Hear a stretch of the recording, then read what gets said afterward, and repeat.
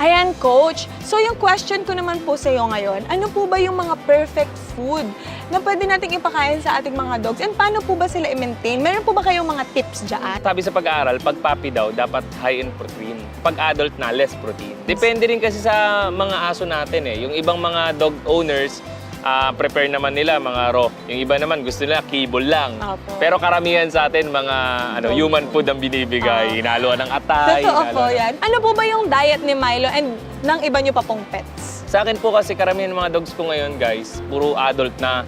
Kaya ako once a day lang talaga ako magpakain. Pag puppy, pakainin muna sila mga twice a Mga day. twice to ganyan. thrice. Okay, Para twice or thrice mahabol yung paglaki, yung katawan. Opo, today. Ang routine ko, exercise. After nila mag-exercise, magpapakain na ako. Dog food yan, ang pinapakain ko. Tapos hinaluan ko ng rice para medyo pampataba kasi daw ang rice eh.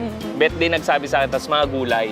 Tapos after that, hinahalo ko na rin yung vitamins, lalo na yung mga liquid na vitamins. Nagda-diet din ako at nagpa-fasting din ako sa mga dogs. 24 hours, walang Nawala kainan. talaga siyang tubig kain. lang. Tubig lang Wow. binibigay. Ano po yung nagiging effect po nun sa dog natin? Mas sumahaba daw ang buhay nila. Nagpapakain lang ako ng masarap mga once to twice a month lang.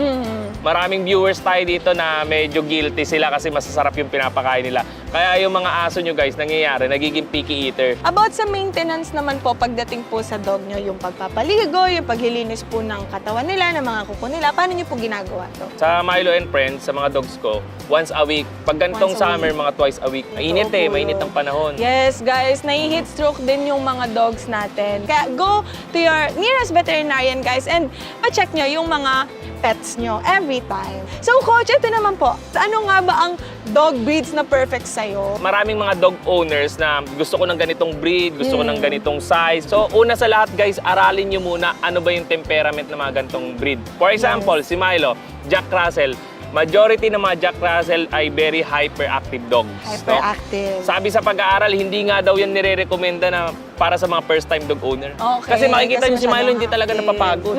Mas tingnan nyo dito yung energy ng dog nyo. Energy. For na example, dog. kayo ma'am, no? Artista tayo or busy person tayo, kumuha tayo ng low to medium energy dog. For example, si Chu, kilala sila as low to medium energy dog.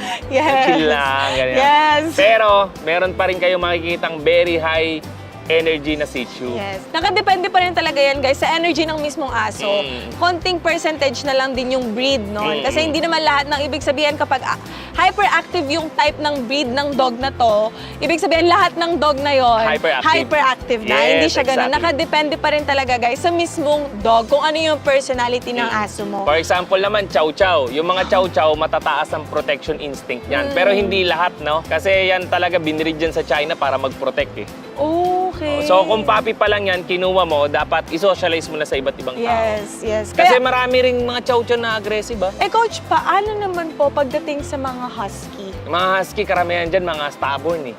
Mga hyperactive yan, yung parang ang tigas-tigas ng ulo. Yes, kailangan no? lagi sila nilalabas, Coach. Kasi ganun po yung husky ko eh. Hindi siya pwedeng sa bahay lang. Consider nyo yung breed at higit sa lahat yung energy. Tsaka yung bloodline. For example, dalawang Shih Tzu. Yung Shih Tzu kung isa, mabait naman eh, okay naman. Yung isa naman nangangagat. Bakit nangangagat to? Pares ko kayong mahal, pares ng way yung pagpapalaki ko. Mapapansin mo dyan, yung isa, malamang yung mga magulang nun, may ganong May ugali. halo. Hereditary kasi yan eh. Oh, okay. Namamana yan.